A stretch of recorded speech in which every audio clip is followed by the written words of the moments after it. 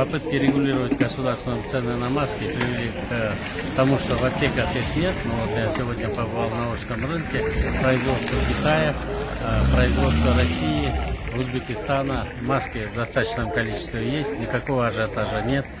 Маска в среднем по 18 сом спокойно лежат на прилавках. И это благодаря нашему малому бизнесу. Наша экономика достаточно мобильная, маленькая, и она моментально среагировала на запросы рынка. Надеюсь, что мы в скором времени наладим еще и производство. Если бы Цукерберг жил в Кыргызстане, то он бы понял, что акции Facebook в сравнении ничто, в сравнении с ценами на наши медицинские маски.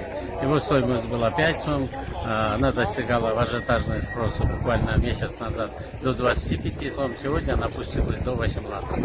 Но в любом случае рынок среагировал, и я думаю, ажиотажа по маскам в Кыргызстане не будет. Единственная рекомендация правительства – не регулировать цены жестко в аптеках, а дать возможность цена, чтобы была тоже плавающая. Есть спрос, есть предложение, пускай решает рынок, какая будет цена этих масок. Например, цена маски в Волжском базаре 18 сомов, и не надо аптеки заставлять по 10 сомов их продавать. Только исходя из этой цены сейчас в аптеках нету масок. Если снять ограничения по цене на маски, то я думаю, во всех аптеках эти маски появятся, так же, как и на Волжском рынке.